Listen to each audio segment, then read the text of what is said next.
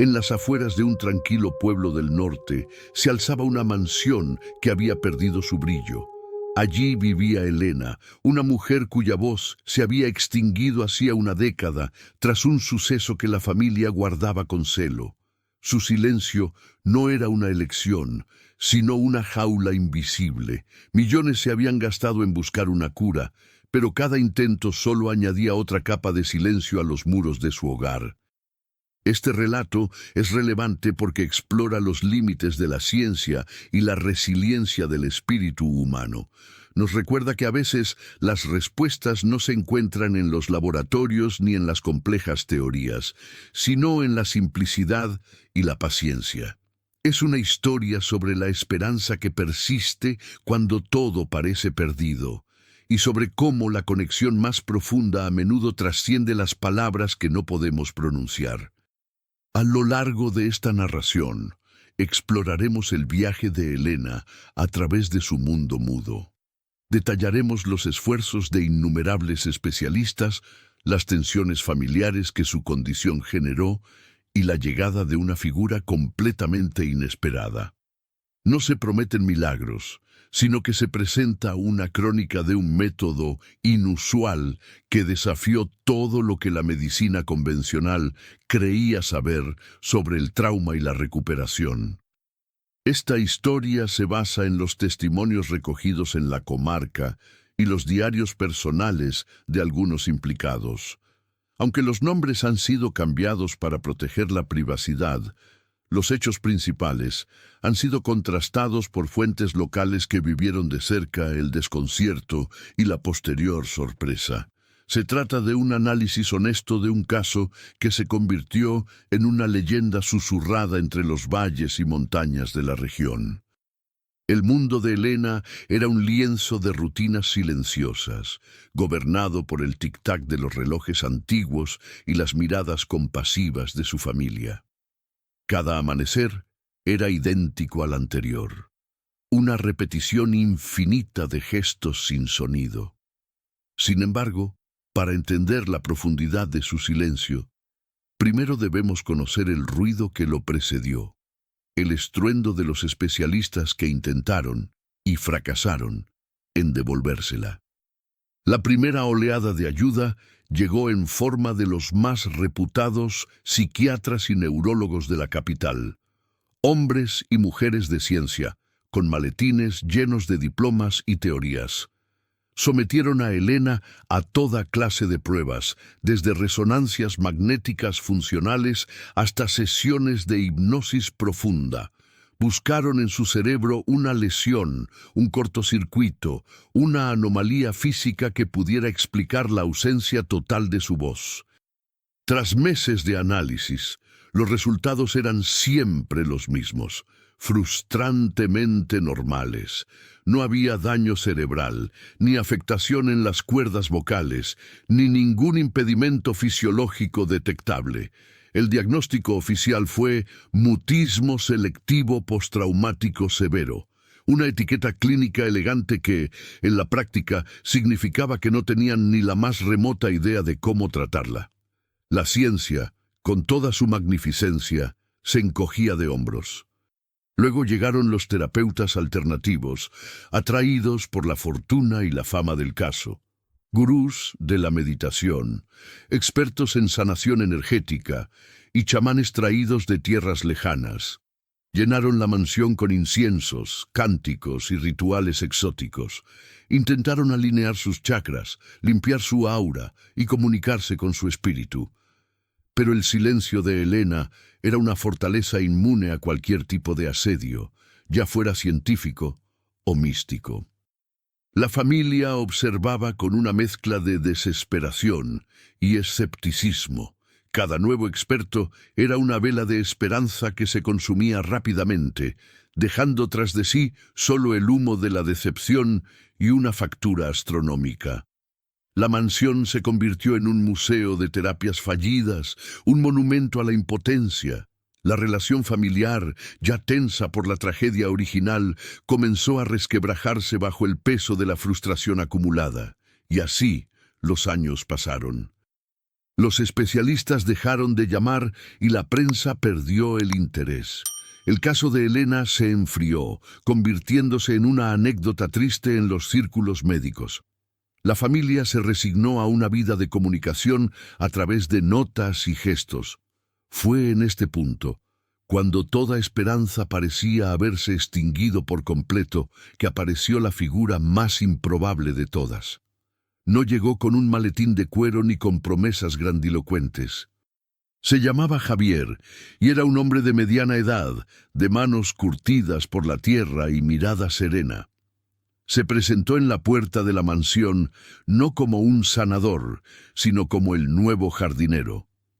La finca, descuidada durante años de priorizar la salud de Elena, necesitaba urgentemente a alguien que devolviera el orden a su naturaleza salvaje. Javier había oído los rumores sobre la dama silenciosa, como la llamaban en el pueblo, pero no mostró una curiosidad particular. Su interés estaba en las rosas enfermas, en el césped invadido por la maleza y en la fuente que había dejado de manar. Para la familia era simplemente un empleado, una presencia discreta que se ocuparía del exterior mientras ellos seguían lidiando con el silencio del interior. Durante las primeras semanas, Javier trabajó sin descanso desde el alba hasta el ocaso. Su comunicación con la familia era mínima y puramente profesional. Sin embargo, a diferencia de todos los que le precedieron, él nunca miró a Elena con lástima. Cuando sus caminos se cruzaban en los jardines, él simplemente ofrecía una leve inclinación de cabeza, un gesto de reconocimiento respetuoso, y seguía con su labor. Elena, que solía pasar horas mirando por la ventana de su habitación, comenzó a observar a aquel hombre. Le intrigaba su dedicación, la forma en que parecía conversar con las plantas, podando una rama aquí, susurrando a un brote allá.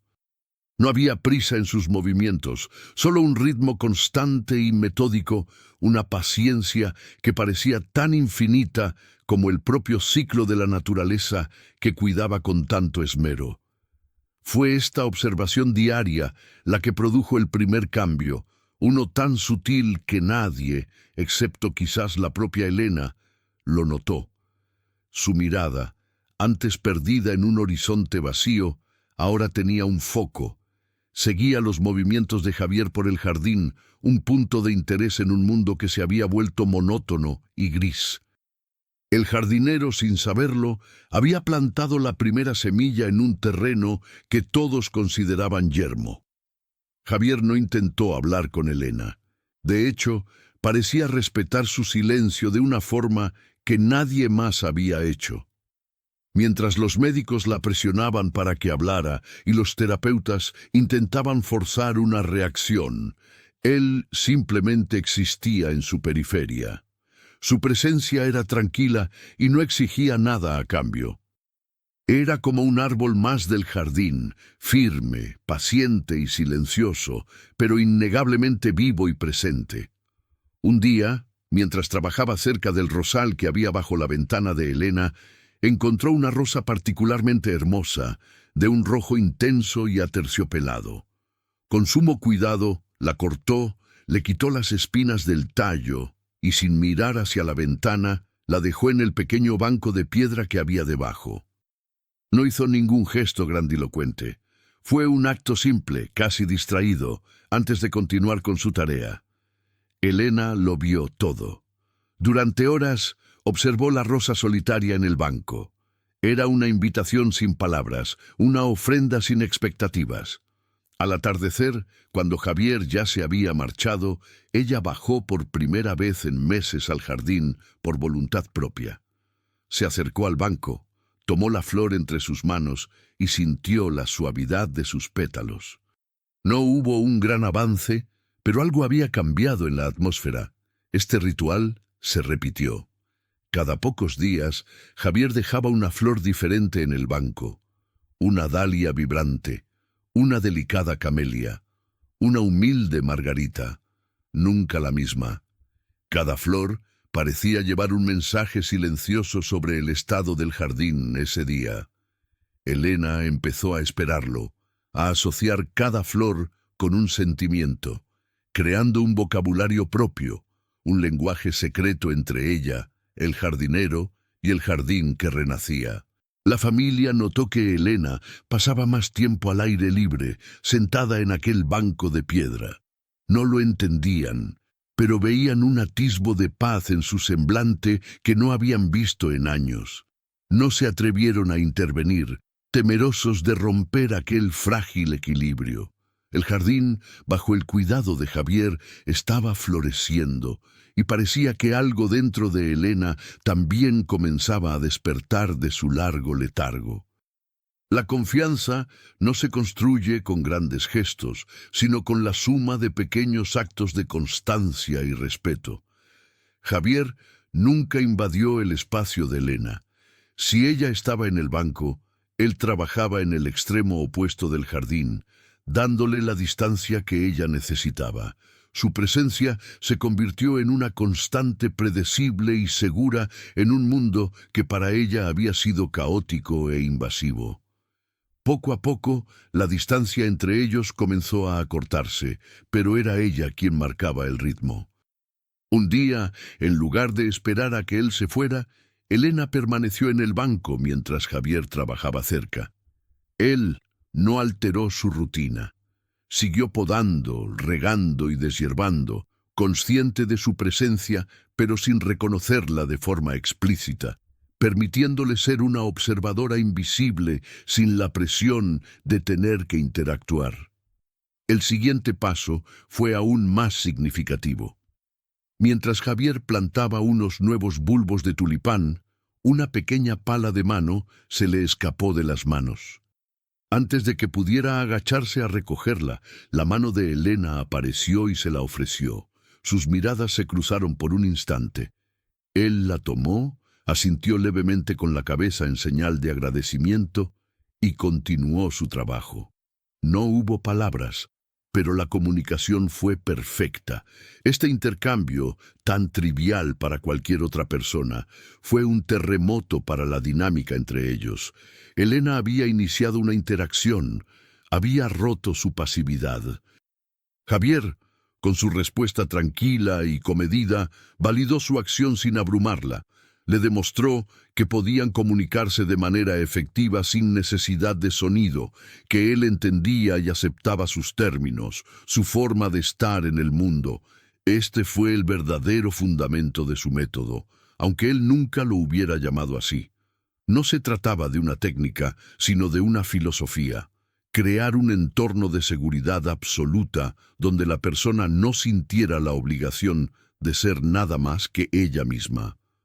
Un espacio donde el silencio no era un síntoma a curar, sino una forma válida de comunicación que merecía ser escuchada y respetada. Javier comenzó a dejar no solo flores, sino también pequeños paquetes de semillas en el banco de piedra. Semillas de no me olvides, de girasoles, de amapolas silvestres. Junto a ellas dejaba una pequeña regadera y un saco de tierra fértil. Era una nueva invitación, más profunda que la de las flores cortadas. No le ofrecía algo ya florecido, sino la posibilidad de crear vida ella misma, de cuidarla y verla crecer. Elena observó los paquetes durante días, tocándolos con la punta de los dedos, sopesando la responsabilidad que implicaban. Cuidar algo vivo requería compromiso, una rutina, una conexión con el futuro. Era un acto de esperanza, un concepto que ella había abandonado hacía mucho tiempo. La idea era a la vez aterradora y extrañamente atractiva. Representaba un paso hacia el mundo activo, un mundo del que se había retirado. Finalmente, una mañana, Javier la vio desde lejos. Elena había despejado una pequeña parcela de tierra junto al banco y con una torpeza inicial estaba abriendo los paquetes de semillas. Él no se acercó, no ofreció ayuda ni consejo, simplemente observó, dándole el espacio para cometer sus propios errores y encontrar su propio camino. Sabía que el proceso era más importante que el resultado perfecto. Día tras día, Elena cuidaba de su pequeño jardín. regaba las semillas, quitaba las malas hierbas que osaban aparecer y protegía la tierra con sus manos.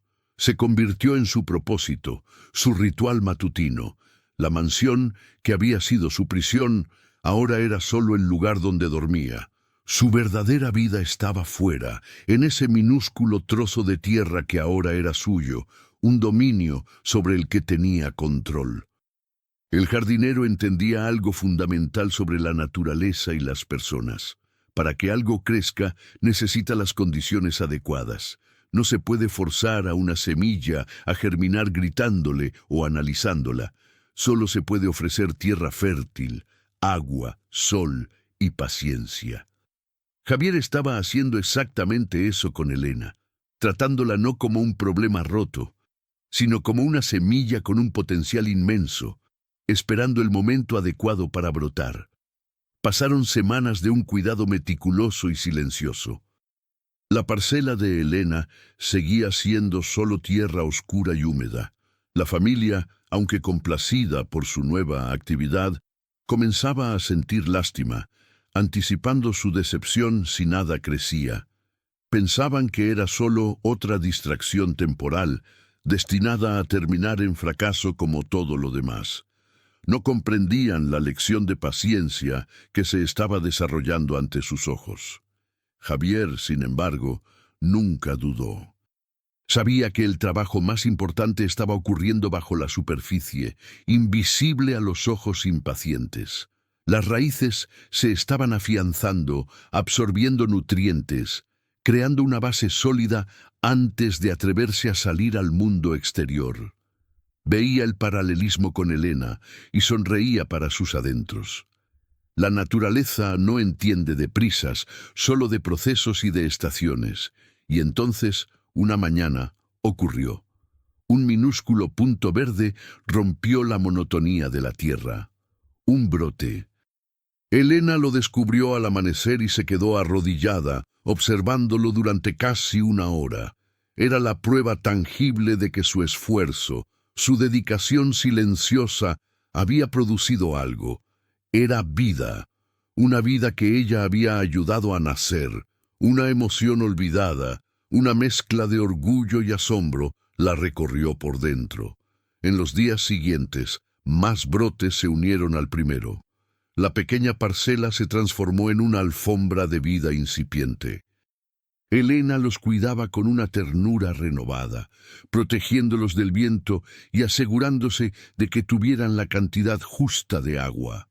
Su rostro, antes una máscara de apatía, ahora reflejaba una gama de emociones sutiles.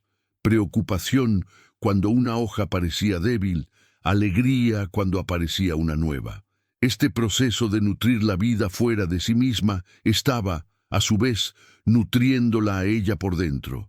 Estaba reconectando con el ciclo fundamental de la existencia, el esfuerzo, la espera y la recompensa. El jardín se había convertido en un espejo de su propio proceso interno. Nadie lo sabía aún, pero las raíces que crecían bajo tierra no eran solo las de las plantas. A medida que las plantas de Elena crecían, también lo hacía su interacción no verbal con Javier. Ahora ella ya no se limitaba a recibir. A veces le señalaba una hoja con manchas o una planta que parecía mustia. Él se acercaba, la examinaba con seriedad y le mostraba cómo solucionar el problema. Una poda cuidadosa, un remedio natural para las plagas o un cambio en el riego. Sus manos se convirtieron en su principal herramienta de comunicación. Le enseñó a sentir la humedad de la tierra, a distinguir la textura de una hoja sana de una enferma, a entender la tensión de una rama que necesita ser cortada. Era un aprendizaje sensorial, táctil, que bypasaba la necesidad de un lenguaje hablado. Estaban conversando sobre la vida y la muerte, la salud y la enfermedad, a través del medio de las plantas. Una tarde, mientras trabajaban en silencio en parcelas contiguas, una repentina tormenta de verano los sorprendió. Se refugiaron juntos bajo el pequeño porche de la caseta de herramientas. No se miraron, no hablaron. Solo observaron la lluvia caer, escuchando el sonido del agua golpeando las hojas y la tierra. En ese silencio compartido había una comodidad y una camaradería que Elena no había sentido con nadie en una década. La tormenta pasó tan rápido como llegó, dejando tras de sí el olor a tierra mojada y un aire limpio y fresco. Un arco iris se dibujó en el cielo. Javier lo señaló con la barbilla y una sonrisa apenas perceptible se dibujó en el rostro de Elena. Fue un momento de belleza compartida, una experiencia que los unió sin que se pronunciara ni una sola sílaba. La conexión era real, forjada en la tierra y sellada por la lluvia. La familia observaba estos intercambios desde las ventanas de la mansión con una mezcla de asombro y confusión. Veían a Elena más viva, más presente, pero no entendían el mecanismo detrás del cambio. Para ellos, Javier seguía siendo solo el jardinero. No podían ver la compleja terapia que se estaba desarrollando, una que no usaba divanes ni pastillas, sino tierra, agua, sol y un profundo respeto por el ritmo natural de la curación. Un día, Javier se dispuso a podar un viejo manzano que no había dado frutos en años. Sus ramas eran un enredo caótico, creciendo en todas direcciones, ahogándose unas a otras. Elena se sentó cerca, observando con curiosidad. Vio cómo Javier estudiaba el árbol durante un largo rato antes de hacer el primer corte. No cortaba al azar. Cada movimiento de sus tijeras de podar parecía deliberado, casi quirúrgico. Le explicó, usando gestos y señalando las ramas, que para que el árbol volviera a ser fuerte y dar frutos, había que eliminar lo que ya estaba muerto o débil. Había que cortar las ramas que crecían hacia adentro, las que le robaban la luz y la energía al tronco principal. Le mostró cómo cada corte, aunque pareciera un acto de violencia, era en realidad un acto de amor, una inversión en la salud futura del árbol. Elena escuchaba con una atención que nunca había prestado a ningún médico. Entendió la metáfora al instante. El árbol era ella. Sus ramas enredadas eran los pensamientos y traumas que la habían mantenido prisionera, creciendo hacia adentro, consumiendo su energía vital y bloqueando la luz. El miedo, el dolor, la culpa. Todo eran ramas muertas que necesitaban ser podadas para que pudiera volver a florecer. Vio cómo, tras la poda, el árbol parecía desnudo y vulnerable, pero también parecía más ligero, más ordenado, con un camino claro para que la savia fluyera y la luz del sol alcanzara sus hojas. Javier le dio una palmadita al tronco como diciéndole, «Bien hecho, ahora a descansar y a crecer fuerte». La lección fue poderosa. A veces, para sanar, es necesario eliminar partes de nosotros que nos impiden crecer, aunque el proceso sea doloroso. Esa noche, Elena no durmió. En la quietud de su habitación, por primera vez en 10 años, comenzó su propia poda interna. No con tijeras, sino con la introspección. Empezó a examinar sus miedos, a confrontar los recuerdos que había mantenido encerrados. El proceso que Javier le había mostrado en el manzano le había dado un mapa, una guía visual para navegar por su propio caos interior. El cambio en Elena, aunque lento y sutil, no pasó desapercibido para su familia. Su padre, un hombre de negocios acostumbrado a soluciones rápidas y resultados medibles, empezó a impacientarse. Veía que Elena estaba mejor, pero no entendía por qué no empezaba a hablar. Para él, el único indicador válido de progreso era la voz, y la ausencia de ésta le hacía creer que el método del jardinero era, en última instancia, inútil. Decidió intervenir, convencido de que era el momento de dar el empujón final. Contrató a un nuevo logopeda, un joven ambicioso con técnicas innovadoras, y le insistió a Elena para que comenzara las sesiones. Quería capitalizar el buen estado de ánimo de su hija y forzar el resultado que tanto anhelaba.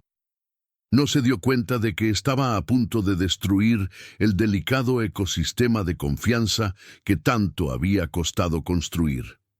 La primera sesión fue un desastre. El logopeda, con su energía enérgica y sus ejercicios vocales, representaba todo lo que Elena había aprendido a rechazar. La presión, la expectativa, la sensación de ser un problema que necesita ser arreglado. Se encerró de nuevo en su caparazón de silencio, más profundo y resistente que antes. Se negó a salir al jardín y volvió a su reclusión en la ventana de su habitación. Javier notó su ausencia de inmediato. Vio la parcela de Elena descuidada y las herramientas abandonadas. No preguntó nada, pero supo que algo externo había roto la paz. Con una calma imperturbable continuó su trabajo, pero cada día dejaba una pequeña flor silvestre en el umbral de la puerta trasera de la casa, el camino que Elena solía tomar para ir al jardín. Era un mensaje silencioso. Sigo aquí. El jardín te espera. La tensión en la mansión era palpable.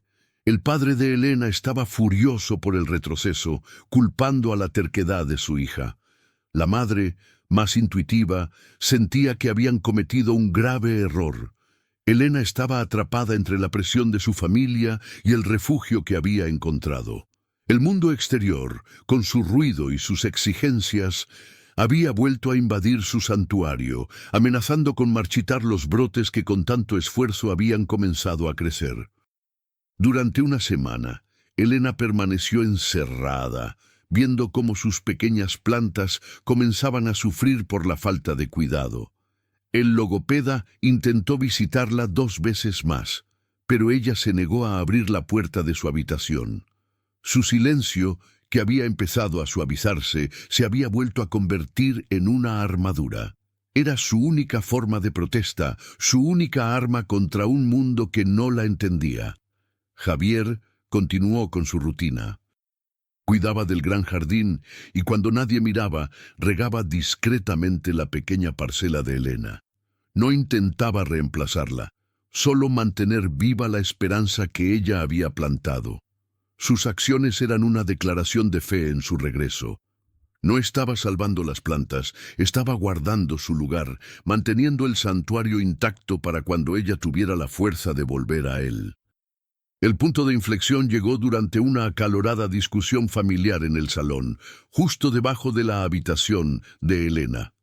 Su padre insistía en internarla en una clínica especializada. «Hemos sido demasiado blandos», gritaba.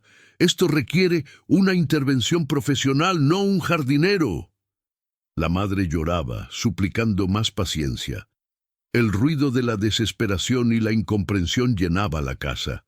En ese momento, algo dentro de Elena se rompió, o quizás algo se recompuso. Escuchando aquella discusión, se dio cuenta de que si no hacía algo, perdería el único espacio de paz que había conocido en una década. Perdería el jardín, perdería a Javier y la volverían a someter a la tortura de las terapias fallidas.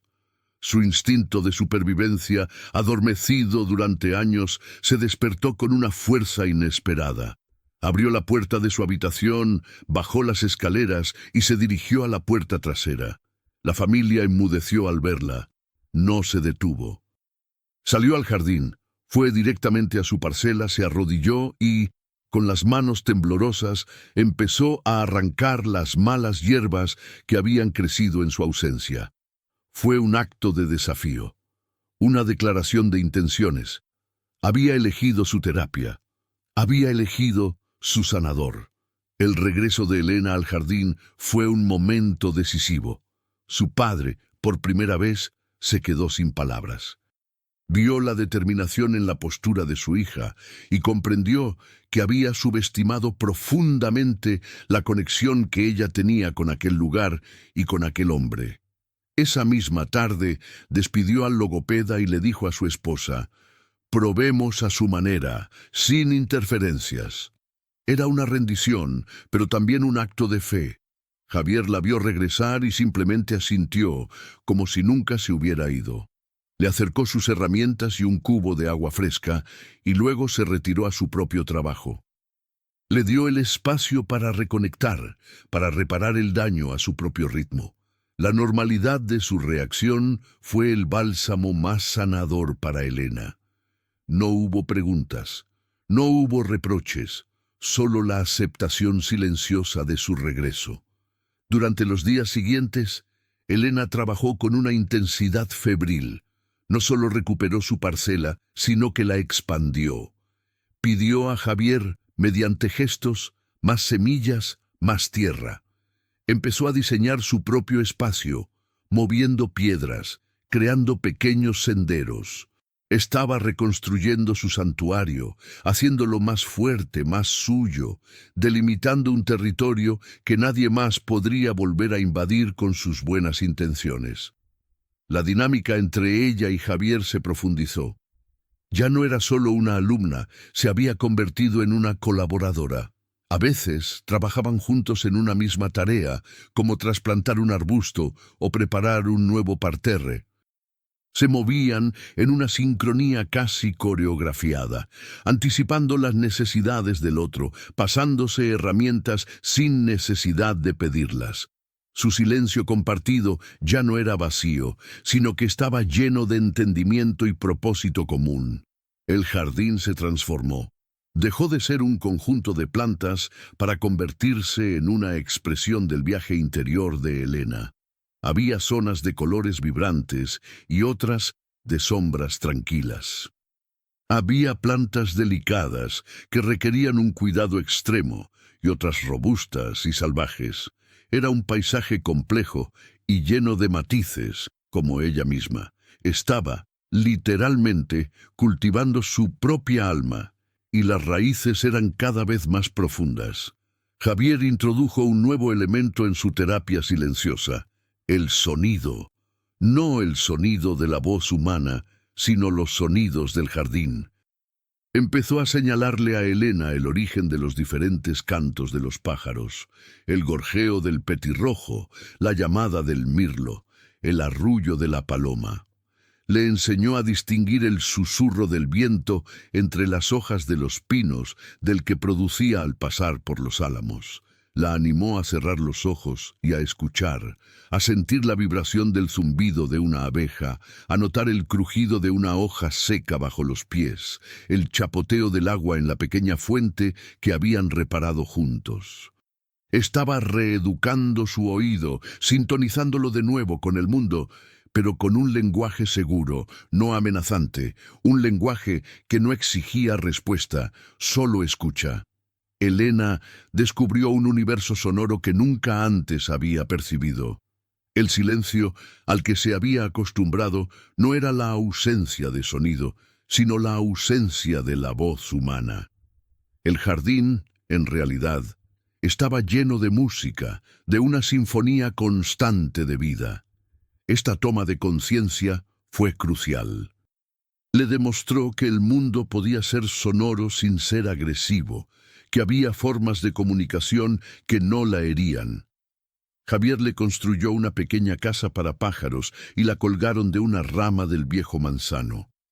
Pasaban largos ratos observando a los nuevos inquilinos, escuchando sus trinos. Él le enseñó a identificar el canto de alarma, el de cortejo, el de llamada a los polluelos. Estaba mostrándole que la comunicación vocal era algo natural, instintivo y, sobre todo, hermoso. No era solo el vehículo del dolor que ella recordaba. Este enfoque gradual la desensibilizó de su fobia al sonido. El mundo sonoro del jardín se convirtió en su nuevo espacio seguro. El canto de un pájaro no la juzgaba. El susurro del viento no le exigía nada. Estaba aprendiendo a habitar un mundo con sonido de una manera pacífica. Javier estaba preparando el terreno, con su paciencia infinita, para la posible llegada de un sonido mucho más complejo, el suyo propio. Una tarde, mientras el sol se ponía tiñendo el cielo de naranjas y morados, Javier hizo algo diferente. Tomó un palo y, en un trozo de tierra húmeda y desnuda, dibujó con letra clara una sola palabra: ¿por qué? No la miró al hacerlo. Simplemente escribió la pregunta, dejó el palo a su lado y se fue, dejándola sola con la palabra grabada en el suelo. Era la primera vez que le pedía algo, la primera vez que le hacía una pregunta directa. Pero no lo hizo con su voz. Lo hizo con la tierra, su medio de comunicación. La pregunta no era invasiva ni exigente. Estaba ahí, en el suelo, y ella podía elegir responderla, ignorarla o borrarla con el pie. Le dio todo el control. La pregunta podía referirse a cualquier cosa. ¿Por qué el silencio? ¿Por qué el jardín? ¿Por qué ahora? Elena se quedó mirando la palabra mientras la luz del día se desvanecía. ¿Por qué? Esa simple palabra contenía el peso de 10 años de sufrimiento, de preguntas sin respuesta, de diagnósticos fallidos. Todos le habían preguntado eso, pero de forma clínica, impaciente, casi acusatoria. Javier se lo preguntaba de una forma diferente, como si la tierra misma quisiera saber su historia, con la paciencia de un árbol que espera la primavera. Durante días, la palabra permaneció en la tierra. Elena pasaba a su lado, la miraba, pero no hacía nada. Javier nunca volvió a mencionarla ni a señalarla.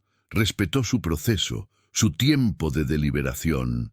Sabía que había plantado una semilla muy diferente, una que podría tardar mucho en germinar, o que quizás no lo haría nunca. Pero el acto de preguntar, de la manera correcta, ya era en sí mismo una forma de terapia. La pregunta la obligó a confrontar el núcleo de su trauma de una forma que nunca había hecho. No podía articularlo para los médicos, pero quizás sí podía hacerlo para el jardín, para Javier, para sí misma. La palabra en la tierra no era una demanda, era un espejo. Y en él, Elena comenzó a ver los fragmentos de la respuesta, dispersos y dolorosos, esperando a ser reunidos. La respuesta no llegó con un texto escrito en la tierra, ni con un gesto elaborado. Llegó de la forma más inesperada. Una mañana, mientras Elena cuidaba de sus rosales, se pinchó profundamente con una espina. Fue un dolor agudo y sorpresivo. Por puro instinto, retiró la mano bruscamente y de sus labios se escapó un sonido, un jadeo ahogado, un quejido gutural. Fue un sonido involuntario, animal. ¡Ay! Se quedó paralizada, con la mano en la boca, más sorprendida por el sonido que por el dolor del pinchazo. Hacía 10 años que no emitía un sonido vocal. Su corazón latía desbocado. Miró a su alrededor, aterrada, pero estaba sola. Javier estaba al otro lado del jardín, de espaldas, y no pareció haberla oído. La intimidad de aquel momento fue crucial. No hubo testigos, no hubo presión. Durante el resto del día, Elena estuvo en un estado de agitación interna. Repetía el sonido en su mente. ¡Ay! Era suyo. Había salido de ella. Era una prueba de que el mecanismo, el aparato fonador, seguía funcionando. La jaula no estaba soldada, la puerta no estaba cerrada con llave. Solo había estado atrancada por el peso del miedo y el trauma. El dolor físico, simple y directo, había conseguido abrirla una rendija. Este pequeño accidente le demostró que su cuerpo aún recordaba cómo usar la voz, aunque su mente consciente lo hubiera bloqueado. No fue un acto deliberado, y eso era lo importante. No había pensado en hacerlo, simplemente ocurrió. Esta revelación le quitó una enorme carga de encima, la presión de intentar hablar. Quizás hablar no era algo que se intentara, sino algo que simplemente sucedía en las condiciones adecuadas. Si esta historia sobre el poder de la paciencia y la conexión humana te está conmoviendo, considera compartir en los comentarios alguna experiencia donde una solución simple y humana funcionó mejor que un método complejo. Tu historia podría inspirar a otros. Javier, que en realidad sí había oído el leve sonido, no hizo ningún gesto. Siguió trabajando como si nada. Su mayor acto de sabiduría en ese momento fue el de no reaccionar. Sabía que cualquier celebración o reconocimiento habría convertido aquel brote espontáneo en una actuación, añadiendo una presión que lo habría marchitado al instante. Su secreto no era hacerla hablar, sino crear el espacio para que ella pudiera encontrarse de nuevo con su propia voz. El sonido involuntario, aunque breve, removió algo profundo en la memoria de Elena. Esa noche, por primera vez en años, soñó con el día del accidente. Los sueños anteriores habían sido pesadillas confusas y silenciosas, pero este fue diferente. Fue vívido, detallado y, sobre todo, sonoro. Recordó los gritos, el chirrido de los neumáticos, el estruendo del impacto, y recordó su propia voz, gritando un nombre. Se despertó bañada en sudor frío. El sueño había sido aterrador, pero también liberador. Había desbloqueado una parte del recuerdo que su mente había sepultado bajo capas de silencio protector. El mutismo no había sido solo una reacción al trauma visual, sino una forma de acallar el eco de su propio grito, un grito que se sentía incapaz de detener y que la atormentaba en sus momentos de vigilia. Comprendió que su silencio era una armadura, pero también un dique. Contenía no solo el dolor del pasado, sino también todas las demás emociones. Al negarse a usar la voz, se había negado a sí misma la capacidad de expresar alegría, tristeza, ira o amor. Vivía en un estado de anestesia emocional y el jardín, con sus ciclos de vida, muerte y renacimiento, la estaba despertando de ese letargo. La palabra ¿por qué?, grabada en la tierra, adquirió un nuevo significado. El porqué de su silencio no era solo el accidente, sino el miedo a lo que su voz podría liberar si se le permitía salir. Miedo a revivir el dolor, miedo a la intensidad de sus propias emociones reprimidas, miedo a que si empezaba a gritar de nuevo, nunca podría parar. Era una lógica infantil, forjada en un momento de terror extremo que se había solidificado con el tiempo. Al día siguiente, en el jardín, su actitud hacia Javier cambió. Lo miraba con una nueva intensidad. Él no era solo un jardinero, era un guía que, sin saberlo, le había dado las herramientas para explorar su propio paisaje interior. Él no le había pedido que hablara del trauma, le había enseñado a podar las ramas muertas, a nutrir los nuevos brotes, a escuchar los sonidos seguros. Le había enseñado a sanar. Elena supo que tenía que responder a la pregunta de Javier, pero aún no podía usar su voz. Necesitaba un puente. Encontró en el viejo cobertizo una pequeña pizarra y una tiza de las que se usaban antiguamente para etiquetar las plantas. La limpió y se la llevó a su rincón del jardín. Se sentó en el banco de piedra y con la pizarra en su regazo comenzó a pensar. No escribió sobre el accidente. Eso era demasiado directo, demasiado crudo. En su lugar, dibujó. Dibujó un árbol, muy parecido al viejo manzano que Javier había podado. Pero en su dibujo, las raíces del árbol estaban atrapadas, constreñidas por rocas afiladas. Las ramas estaban secas y sin hojas, y un pájaro cantor estaba atrapado en una jaula que colgaba de una de ellas. Era una alegoría perfecta de su estado. Cuando Javier pasó por allí más tarde, ella simplemente le mostró la pizarra. Él la estudió detenidamente durante un largo rato. No dijo nada. Tomó la tiza y debajo del dibujo de Elena dibujó una pequeña regadera vertiendo agua sobre las rocas. Luego dibujó una llave junto a la jaula del pájaro. Su respuesta era tan simbólica como la de ella. Decía, entiendo. Las rocas se pueden erosionar, la jaula se puede abrir. Este intercambio fue más elocuente que cualquier conversación de una hora en el diván de un psicólogo. Habían establecido un canal de comunicación profundo y seguro. Elena se sintió comprendida de una manera que nunca antes había experimentado. Alguien no solo veía su dolor, sino que también veía la posibilidad de superarlo, y se lo comunicaba en su propio lenguaje, el lenguaje del jardín. Este fue el verdadero secreto del jardinero, la escucha radical.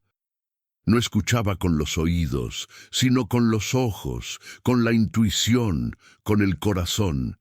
Entendía que la comunicación es mucho más que palabras.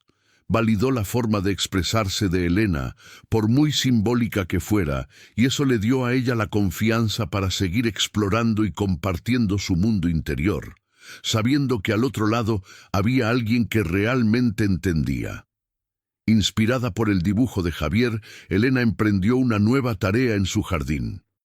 Encontró una zona llena de piedras y rocas enterradas, un lugar donde nada crecía. Decidió que iba a limpiar ese terreno.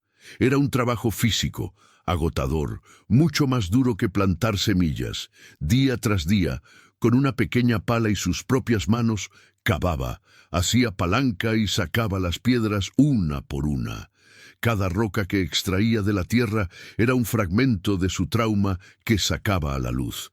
La familia la observaba con preocupación, temiendo que se hiciera daño. Pero Javier entendió lo que estaba haciendo. A veces, sin que ella se lo pidiera, se acercaba para ayudarla a mover una roca especialmente grande y pesada, una que no podía mover sola. Era una metáfora de su apoyo. Él no haría el trabajo por ella, pero estaría allí para ayudarla con las cargas más pesadas. El proceso fue lento y doloroso. Se hizo heridas en las manos. Le dolía la espalda, pero no se detuvo. Con cada piedra que amontonaba al lado de la parcela, sentía que un peso se le quitaba de encima. Estaba transformando su dolor interno en un esfuerzo físico externo. El sudor y el agotamiento la purificaban, la liberaban de una energía estancada que había llevado dentro durante 10 largos años. Finalmente, después de semanas de trabajo, la parcela quedó libre de rocas. La tierra estaba suelta, aireada, lista para recibir nueva vida. Elena se quedó de pie, contemplando el montón de piedras que había sacado. Eran la prueba tangible de su lucha y de su victoria. Había afrontado lo que estaba enterrado, lo había sacado a la superficie y lo había puesto a un lado. Ya no era un obstáculo oculto. Esa tarde, Javier le trajo un pequeño arbolito, un cerezo joven. Juntos lo plantaron en el centro de la parcela recién limpiada. Plantar aquel árbol fue un acto de una profunda significación. Donde antes había rocas estériles, ahora había una promesa de vida, de flores y de frutos. Era el símbolo de su renacimiento, un monumento a su resiliencia. El pájaro de su dibujo, de alguna manera, estaba un poco más cerca de la libertad. El cerezo creció fuerte en la tierra nueva. Elena lo cuidaba como su posesión más preciada. Verlo prosperar le daba una sensación de logro y esperanza. Sin embargo, sabía que aún quedaba un último paso. En su dibujo, el pájaro seguía en la jaula, y en el de Javier, la llave estaba al lado. Ella entendió que la llave no era algo que él pudiera darle. La llave la tenía que encontrar, o forjar, ella misma. Pasaba horas sentada bajo el cerezo, pensando en esa llave. ¿Qué era? ¿Qué representaba? Comprendió que la jaula era su miedo a la voz, y la llave debía ser algo que contrarrestara ese miedo. El miedo provenía de un sonido del pasado, su propio grito. Por lo tanto, la llave debía ser un sonido del presente, un sonido nuevo, voluntario, que no estuviera contaminado por el trauma. Recordó el canto de los pájaros que Javier le había enseñado a escuchar. Eran sonidos puros, llenos de vida. ¿Podría ella imitar uno? La idea le parecía absurda y aterradora. Su voz, si es que aún existía, estaría oxidada, sería extraña, monstruosa. El miedo a escuchar su propio sonido era casi paralizante. Era el guardián final de la jaula. Un día, un petirrojo se posó en una rama del cerezo, muy cerca de ella, y comenzó a cantar. Era una melodía simple, repetitiva. Elena cerró los ojos y se concentró en el sonido, dejando que la llenara. Se olvidó de sí misma, de su miedo, de su historia. Solo existían ella y el canto del pájaro. Abrió la boca sin pensar y trató de imitar la melodía. Lo que salió fue un susurro áspero, un siseo sin forma. No se parecía en nada al canto del petirrojo, pero fue un sonido voluntario, intencionado. Abrió los ojos con el corazón martilleando en su pecho. El pájaro ya se había ido. Estaba sola. Lo había hecho. Había usado su voz a propósito. No fue una palabra, no fue una sílaba, pero fue la llave. Acababa de forjarla. Animada por su pequeño gran logro, Elena practicó en secreto durante días. Cuando estaba sola en el jardín, intentaba imitar los sonidos de la naturaleza, el susurro del viento, el zumbido de un insecto, el canto de los pájaros. Su voz era débil y temblorosa al principio, como un músculo atrofiado que vuelve a usarse, pero poco a poco ganaba fuerza y control. Estaba descubriendo su nueva voz. No era la misma que recordaba de antes del accidente. Era más grave, más tranquila, marcada por los años de silencio. Pero era suya, y por primera vez no le tenía miedo. La estaba reclamando, no como un eco del pasado, sino como una herramienta del presente. Una herramienta para conectar, para expresar, para ser. Eligió el momento con cuidado. Una tarde, mientras Javier regaba unas macetas, ella se acercó por detrás. Él no la sintió llegar. Ella respiró hondo, reuniendo todo el coraje que había cultivado junto con sus flores. Él seguía de espaldas, concentrado en su tarea. Sabía que si lo veía de frente, la presión la bloquearía. Tenía que ser algo natural, con una voz que era poco más que un susurro ronco, pero perfectamente clara. Pronunció una sola palabra. La primera palabra dirigida a otra persona en 10 años. No fue hola, ni gracias, fue su nombre. Dijo, Javier. Él se detuvo en seco. El agua de la regadera siguió cayendo durante un segundo antes de que cerrara el flujo. No se dio la vuelta de inmediato. Se quedó quieto, dándole tiempo a ella, dándole tiempo al aire para que asimilara el milagro que acababa de ocurrir. Sabía el inmenso peso que contenía esa única palabra. Sabía que representaba el final de un viaje y el comienzo de otro. Javier se giró lentamente, con una expresión de calma que desmentía la emoción que sentía. Sus ojos se encontraron con los de Elena, que estaban llenos de lágrimas y de un inmenso alivio. Él no sonrió de forma exagerada, ni hizo un gesto de victoria. Simplemente asintió, una vez, y con su voz tranquila y amable, respondió con una sola palabra, Elena. Ese intercambio de nombres fue su primera conversación. En esas 2 palabras se resumía todo: el reconocimiento, la aceptación, el respeto y el éxito de un proceso largo y paciente. No hacían falta más explicaciones. El silencio se había roto, no con un estruendo, sino con la delicadeza de un pétalo al caer. El pájaro de la jaula finalmente estaba volando libre. En los días siguientes no mantuvieron largas charlas. Las palabras de Elena eran escasas y medidas. Usaba frases cortas, principalmente relacionadas con el jardín. ¿Más agua? Esta flor... sol. Era como si estuviera aprendiendo a hablar de nuevo, empezando por lo básico, por el lenguaje de su santuario. Javier le respondía con la misma sencillez, sin presionarla para que dijera más. La familia la escuchó hablar por primera vez durante la cena. Cuando su madre le ofreció pan, Elena la miró y dijo, «Sí, gracias». La habitación quedó en un silencio absoluto.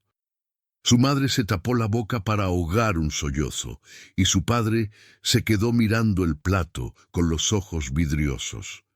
Fue un momento de una intensidad emocional abrumadora, el momento que habían anhelado durante una década. Pero la voz de Elena no era para ellos, todavía no. Se sentía más cómoda usándola con Javier, en el jardín. Allí, las palabras no tenían el peso de las expectativas familiares. Eran simplemente herramientas, como la pala o la regadera, para comunicarse sobre la tarea que tenían entre manos. El jardín seguía siendo su espacio seguro, ahora no solo para el silencio, sino también para el sonido. Con el regreso de la voz, también regresó la memoria completa del accidente, pero esta vez Elena tenía las herramientas para procesarla. Una tarde, sentada con Javier bajo el cerezo, comenzó a hablar de ello. Con frases entrecortadas y largas pausas, relató lo que había sucedido: el coche, la carretera mojada y su hermano pequeño, Daniel, que había corrido tras una pelota. Contó cómo gritó su nombre, ¡Daniel!, un instante antes del impacto. El coche lo había arrollado. Daniel no murió, pero sufrió heridas graves que lo dejaron con una cojera permanente. El trauma de Elena no era solo haber presenciado el accidente, sino la creencia irracional y profundamente arraigada de que su grito, de alguna manera, lo había causado o no había sido lo suficientemente rápido para evitarlo. Su mente había asociado su propia voz con la tragedia. El silencio fue un castigo autoimpuesto, una forma de asegurarse de que su voz nunca más pudiera causar daño. Era una culpa infantil que se había fosilizado en su psique, una carga demasiado pesada para que una niña la llevara y que había seguido arrastrando hasta la edad adulta. Hablarlo en voz alta, por primera vez, le quitó poder. Javier escuchó sin interrumpir, sin juzgar, sin ofrecer soluciones fáciles. Simplemente estuvo presente, su calma actuando como un ancla para ella mientras navegaba por las aguas turbulentas de su memoria. Cuando terminó, se hizo un largo silencio, pero no era un silencio vacío. Estaba lleno de la compasión y el entendimiento de su oyente. Era un silencio sanador. Al verbalizar su culpa, Elena pudo por fin empezar a verla por lo que era: la lógica rota de una niña traumatizada. No era su culpa. Su grito había sido una advertencia, un acto de amor, no la causa de la tragedia. Fue como si la poda final, la más importante, se hubiera completado. La rama muerta de la culpa, la que había estado envenenando todo el árbol, finalmente había sido cortada. La recuperación del habla de Elena trajo una inmensa alegría a la familia, pero también nuevos desafíos.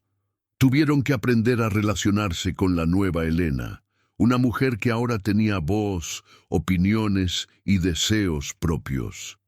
Durante 10 años se habían acostumbrado a tomar todas las decisiones por ella, a tratarla como a una niña frágil que necesitaba protección constante. Ahora, Elena expresaba sus preferencias, decía qué quería comer, qué ropa quería ponerse, a dónde le gustaría ir. Al principio, la familia, por costumbre, intentaba ignorar sus palabras y seguir decidiendo por ella. Pero Elena, fortalecida por su viaje en el jardín, se mantuvo firme. No, decía con calma, prefiero esto. Su voz era su nueva herramienta para reclamar su autonomía. La relación con su hermano Daniel también tuvo que ser reconstruida. Él siempre se había sentido culpable por el silencio de ella, creyendo que su accidente lo había causado. Elena, por su parte, se sentía culpable por sus heridas. Se sentaron a hablar por primera vez como adultos y pusieron todas las cartas sobre la mesa. Fue una conversación difícil, llena de lágrimas, pero absolutamente necesaria. Se perdonaron mutuamente y, lo que es más importante, se perdonaron a sí mismos. Liberados de las cargas de la culpa que ambos habían llevado durante tanto tiempo, su relación fraternal pudo por fin empezar a sanar y a florecer como el jardín de Elena. El regreso de su voz no solo la sanó a ella, sino que inició un proceso de curación en toda la estructura familiar. Javier observaba todo esto desde la distancia. Su trabajo principal estaba hecho. Les había dado las herramientas, les había mostrado el camino, pero ahora la familia tenía que aprender a caminar por sí misma. Él siguió cuidando del jardín, la constante silenciosa que había hecho posible todo el cambio. Un recordatorio de que la verdadera sanación requiere paciencia, espacio y el coraje de enfrentarse a las rocas enterradas. Un día de otoño, cuando las hojas del cerezo comenzaban a volverse doradas, Javier anunció a la familia que su trabajo había terminado. El jardín estaba restaurado, sano y fuerte, y podía ser mantenido con un cuidado mínimo.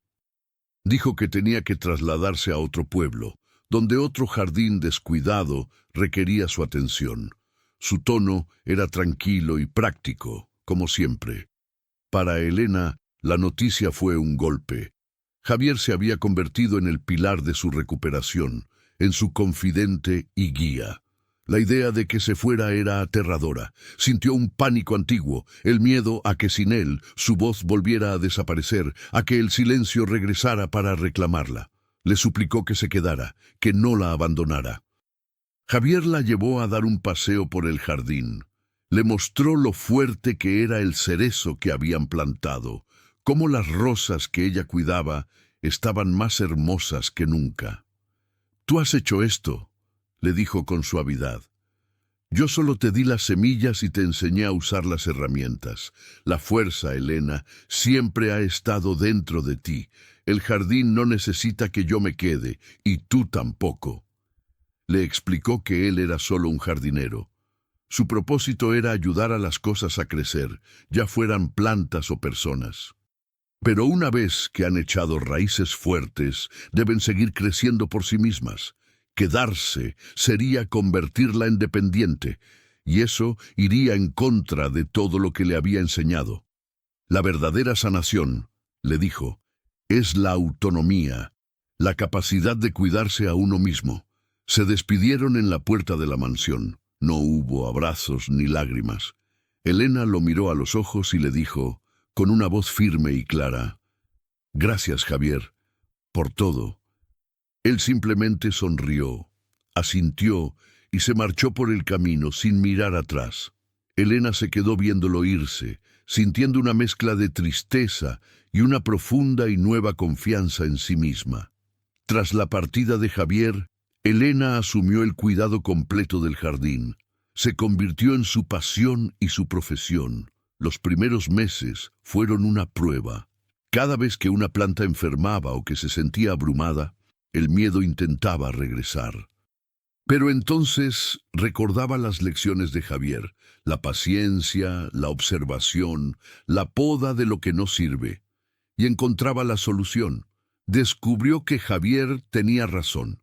La fuerza estaba en ella. El jardín no era una muleta, sino un espejo de su propia resiliencia. Aprendió a confiar en su instinto, en el conocimiento que había adquirido. Se convirtió en una jardinera experta, no por los libros que leyó, sino por las horas de práctica, de conexión con la tierra, de escucha silenciosa. La mansión, antes un lugar de silencio y tristeza, se abrió al mundo. Elena comenzó a organizar pequeños talleres de jardinería terapéutica. Personas de los alrededores que lidiaban con sus propios traumas y dolores acudían a su jardín. Ella no se presentaba como una terapeuta, sino como una compañera jardinera. Les enseñaba lo que Javier le había enseñado a ella. Compartía su historia no como una tragedia, sino como un ejemplo de cómo la naturaleza puede sanar. Les daba semillas, les enseñaba a limpiar la tierra de rocas, a podar las ramas muertas y a escuchar el canto de los pájaros. No les pedía que hablaran de sus problemas, a menos que ellos quisieran. Creaba para ellos el mismo espacio seguro que Javier había creado para ella. El secreto del humilde jardinero no era una fórmula mágica, sino una filosofía de vida que ahora se transmitía a través de Elena. Se trataba de entender que la curación no es un evento, sino un proceso. No se trata de arreglar lo que está roto, sino de cultivar las condiciones para que la vida, con su propia e inmensa sabiduría, pueda florecer de nuevo. La historia de Elena y el jardinero se extendió más allá del pueblo, convirtiéndose en una especie de leyenda moderna. Psicólogos y académicos visitaron la mansión, intentando estudiar y codificar el método Javier. Escribieron artículos y tesis tratando de encapsular en terminología clínica lo que había sido un proceso profundamente humano y orgánico. Pero fracasaron en capturar su esencia. Intentaron crear protocolos y manuales de jardinería terapéutica, pero no entendieron que el secreto no estaba en las plantas, sino en la calidad de la presencia del jardinero. No estaba en la técnica, sino en el respeto absoluto por el ritmo del otro. No se podía replicar sin la paciencia infinita y la profunda sabiduría intuitiva de Javier. Elena siempre rechazó amablemente a quienes intentaban comercializar su experiencia. No hay ningún método que vender, les decía. Solo hay que aprender a escuchar. No solo con los oídos, sino con todo el ser. Hay que aprender a estar presente sin exigir nada. Y hay que confiar en que, al igual que una semilla, toda persona tiene dentro de sí el potencial para volver a crecer. Su jardín se convirtió en un lugar de peregrinaje para almas heridas. No ofrecía curas milagrosas, solo un espacio de paz y un ejemplo viviente de resiliencia. La gente venía, trabajaba la tierra en silencio junto a ella y se marchaba con un poco de tierra bajo las uñas y una semilla de esperanza en el corazón. Era un legado mucho más poderoso que cualquier libro de terapia. Y así, la historia cerraba el círculo. El silencio, que una vez fue una prisión para Elena, se había transformado en la herramienta más poderosa de su jardín. Un silencio consciente, lleno de escucha y aceptación que permitía a otros, como le había permitido a ella, encontrar el camino de vuelta a su propia voz, a su propio ritmo. Este relato nos obliga a reconsiderar lo que entendemos por curación. A menudo la asociamos con una intervención externa, un medicamento o una terapia que arregla un problema. La historia de Elena sugiere una perspectiva diferente, la curación como un proceso de autodescubrimiento facilitado por un entorno seguro y de apoyo. Javier no curó a Elena. Él creó el ecosistema en el que ella pudo sanarse a sí misma. El llamado secreto del jardinero no era más que una serie de principios fundamentales que nuestra sociedad apresurada a menudo olvida. Primero, el respeto por el tiempo. La naturaleza no se puede apresurar y tampoco la psique humana. La paciencia no es pasividad, sino una fe activa en el proceso. Segundo, la comunicación no verbal. Gran parte de la conexión humana ocurre más allá de las palabras, en gestos, presencia y acciones consistentes. Tercero, el poder de la metáfora. Al enseñarle a Elena a cuidar del jardín, Javier le proporcionó un lenguaje simbólico para entender y trabajar su propio trauma.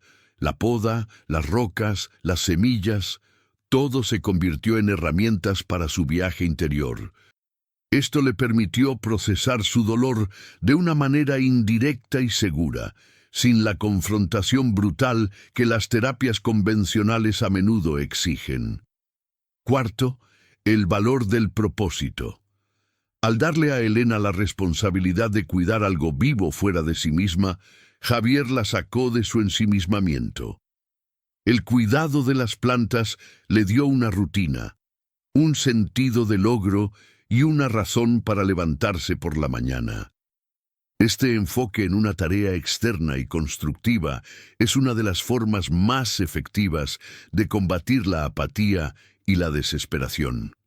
En última instancia, la lección más profunda es sobre el poder. Javier nunca le quitó el poder a Elena.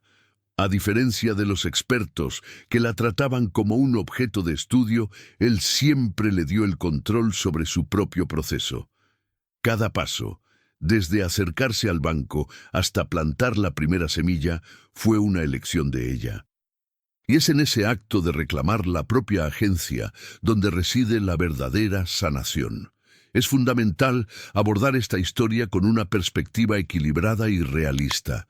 El enfoque de Javier funcionó para Elena debido a una confluencia única de circunstancias.